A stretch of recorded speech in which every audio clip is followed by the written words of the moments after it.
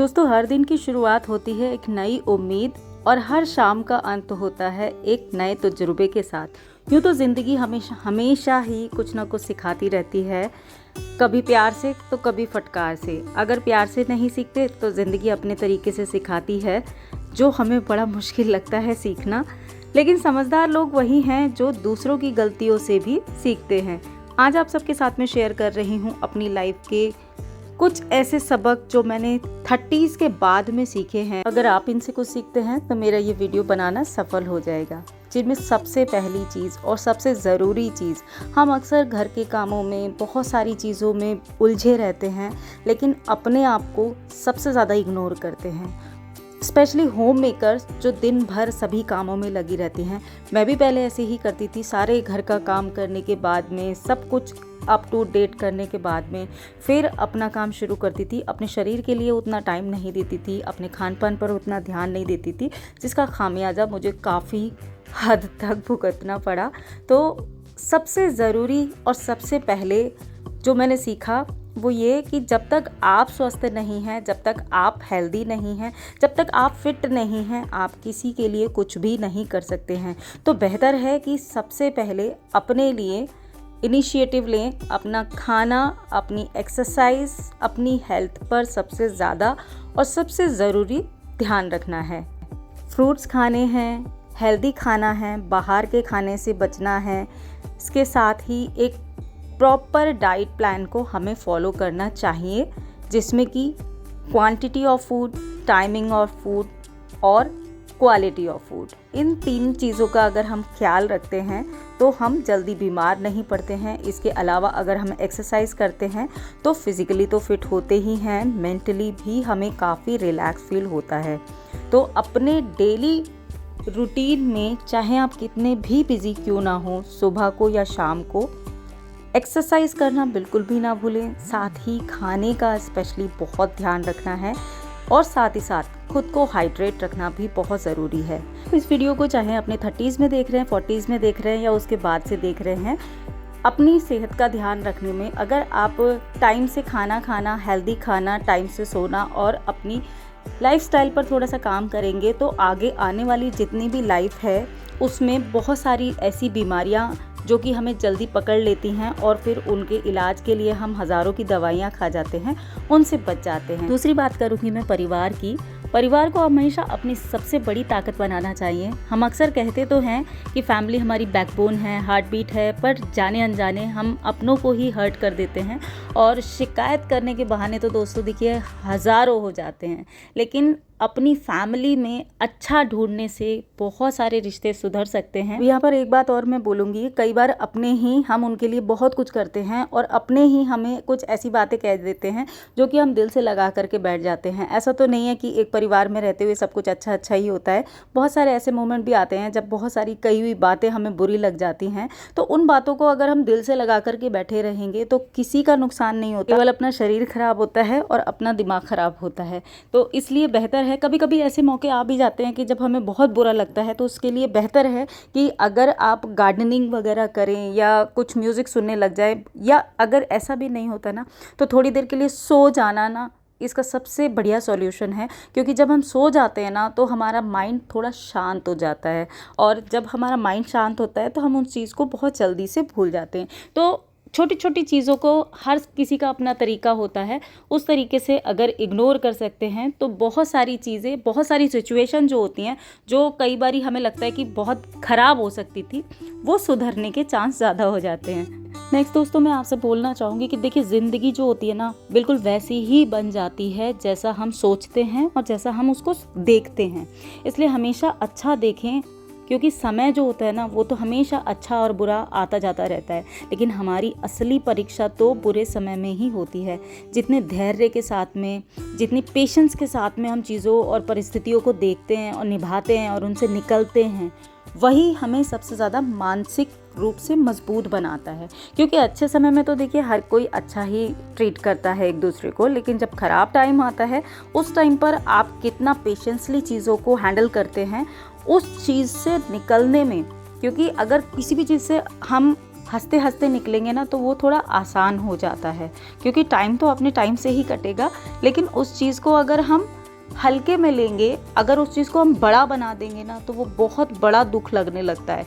अगर मान लीजिए भगवान ना करे, ईश्वर ना करे कि कोई भी समस्या आ जाती है, कोई भी प्रॉब्लम आ जाती है, तो हमें उससे निकलने में अगर हम उसी को प्रॉब्लम को ही ढूंढते रहेंगे ना, देखते रहेंगे तो प्रॉब्लम कभी पीछा नहीं छोड़ती है। जब हम उसमें उधर से फोकस हटा करके सॉल्यूशन पर फोकस करते हैं ना, तो सॉल्यूशन हमें मिलने लगते हैं, तो हम उनको ट्राई करने लगते हैं। जैसे जैसे हम अलग अलग चीज़ें ट्राई करते हैं तो उन चीज़ों के सॉल्यूशन भी हमें मिल जाते हैं। तो फोकस हमारा प्रॉब्लम से ज़्यादा सॉल्यूशन पर होना चाहिए। इसके अलावा दोस्तों एक चीज़ और बहुत ज़रूरी है, जिसको हम सभी जानते तो हैं लेकिन मानते नहीं हैं, कि पैसा जो है आज की डेट में भगवान तो नहीं है, लेकिन भगवान से कम भी नहीं है। जब भी अपना बुरा वक्त आता है ना, तो कोई साथ दे ना दे, लेकिन अपना पैसा जो होता है ना, हमेशा अपने काम में आता है।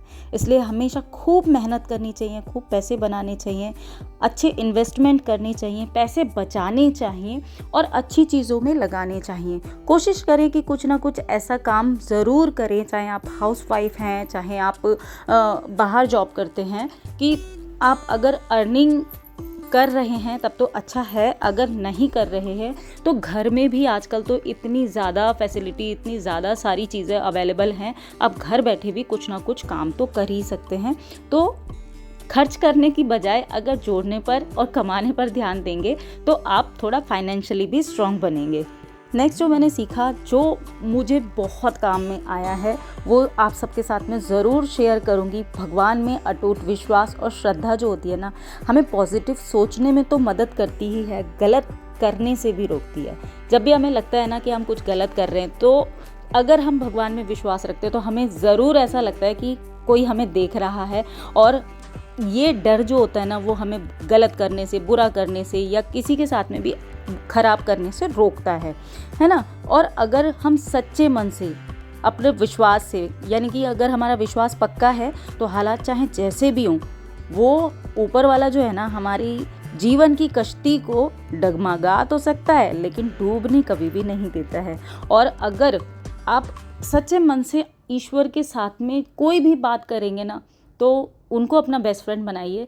वो सारी बातें आपकी सुनते हैं, सब सॉल्यूशन देते हैं, सब मानते हैं और आपको आगे के रास्ते दिखाते हैं। तो अपनी परेशानियां दूसरों से रोने की जगह, बाहर वालों को सुनाने की जगह, अगर ईश्वर को सुनाएंगे ना, तो सॉल्यूशन जल्दी मिलता है। ज़िंदगी तो हम सभी को एक ही मिली है, और ये ज़िंदगी हमारी कितनी लंबी है कोई नहीं जानता, लेकिन इस ज़िंदगी को किस तरीके से काटना है वो हमें ज़रूर पता है। अपने साथ में थोड़ा सा टाइम बिताइए, अपना पैशन ढूंढिए, आपको क्या अच्छा लगता है, आपके क्या स्किल्स हैं, जैसे सिलाई, कढ़ाई, बुनाई, पढ़ाई, योगा, डांस, जो भी आपके पैशन हैं उसको डेवलप कीजिए और उसके ऊपर और अच्छे से काम कीजिए। जब हम अपने स्किल्स को डेवलप करते हैं तो कई बारी हमें हमारी कला ही बहुत सारे मौके दे देती है, और वो मौके हमें तभी मिलेंगे, मौके का फ़ायदा हमें तभी मिलेगा जब हमारी तैयारी पूरी होगी या हमारे स्किल्स को हम डेवलप कर रहे हैं। हमें आता है लेकिन हम उस पर काम नहीं कर रहे, तो कई बारी हमारे हाथ से वो मौका भी चला जाता है। इसलिए जो भी अपना पैशन है, जो भी अपने स्किल्स हैं, जो भी नई नई चीज़ें हम सीख सकते हैं, उन पर काम करते रहना बहुत ज़रूरी है, वरना दुनिया तो बहुत आगे निकलती जाएगी, हम बस केवल सोचते ही रह जाएंगे। अब जैसे कि छोटा सा काम था रंगोली बनाने का, मैंने अभी पूरी तरीके से तो नहीं सीखा, छोटी सी चीज़ है, खुशी देती है इसलिए सीख रही हूँ। अच्छा, एक चीज़ और, अक्सर हम जब भी कुछ नया सीखने के लिए सोचते हैं तो अपने कंफर्ट जोन को छोड़ने से कतराते हैं। हम हमेशा बहाने देते हैं कि अगले सप्ताह कर लेंगे, अगले महीने कर लेंगे, अगले साल शुरू करेंगे। तो सही समय तो कभी भी उसका वेट नहीं करना चाहिए, क्योंकि सही समय कभी आता ही नहीं है, बल्कि अपने आज को ही अपना सही समय बनाइए, और जो भी आपने डिसाइड किया है उसे आज से ही शुरू करना चाहिए।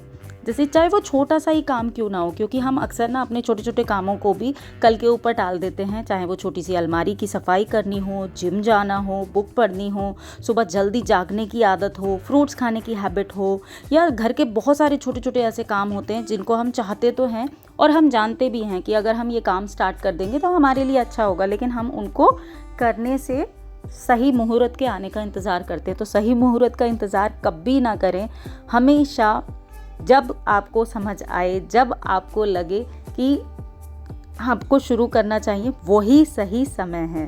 और आप ये चीज़ करके देखिएगा, जब छोटी छोटी चीज़ें हम करते रहते हैं, जैसे कि अभी मान लीजिए फ्रूट्स खाने की आदत है, अगर आपने हैबिट डाली है और उसको आप रेगुलर फॉलो कर रहे हैं 2-3 महीने तक, या जिम जाने की आदत है, या योगा करने की आदत है, बुक पढ़ने की आदत है, अगर आप उसको रेगुलर पढ़ रहे हैं, टाइमिंग की कोई ऐसी बाउंडेशन नहीं होती कि भाई आपने सुबह पढ़नी है तो सुबह ही पढ़नी है, बस आपने अपना टास्क जो है उसको कंप्लीट कर लिया है।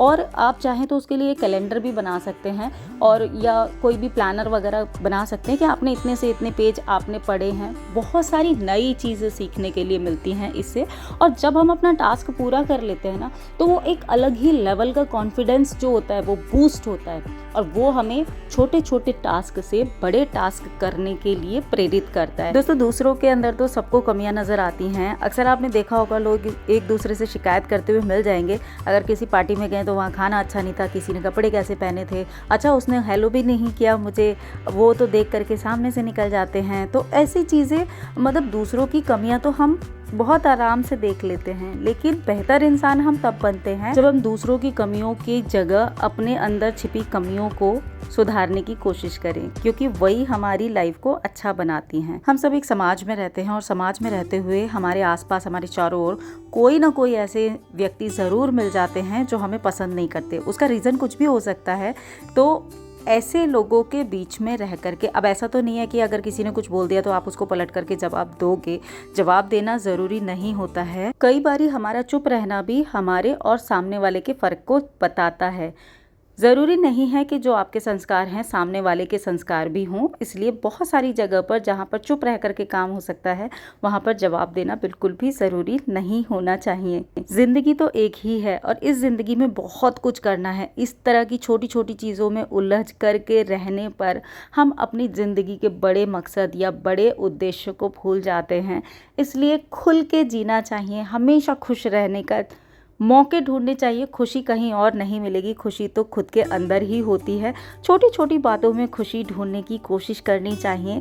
यही तो ज़िंदगी के असली मकसद हैं। दूसरों को खुश करने की वजह देनी चाहिए। जो शुरुआत में मैंने बोला था, चाहे आप मुझे 30s में देख रहे हैं, 40s में देख रहे हैं, 50s में देख रहे हैं, या इससे आगे देख रहे हैं, ज़िंदगी तो एक एक दिन करके आगे बढ़ ही रही है। अब बची हुई ज़िंदगी को हमें किस तरीके से जीना है वो हमारे अपने हाथ में है। एक बार फिर से कहूँगी, खुद भी खुश रहिए और दूसरों को भी खुश रहने की वजह दीजिए, और कारण ढूंढिए ज़िंदगी को नए तरीके से जीने की। ये वीडियो अच्छा लगा दोस्तों, थोड़ा सा भी काम में आया तो इस वीडियो को लाइक ज़रूर कीजिएगा, मुझे बहुत अच्छा लगेगा। मुझे कमेंट बॉक्स में ज़रूर बताइएगा अब आप क्या शुरू करने जा रहे हैं। ये वीडियो को लाइक ज़रूर कीजिएगा। मैं आपसे जल्दी मिलती हूँ, तब तक के लिए बी हैप्पी, बी एक्टिव, अपना ख्याल रखिए और मस्त रहिए। Bye bye.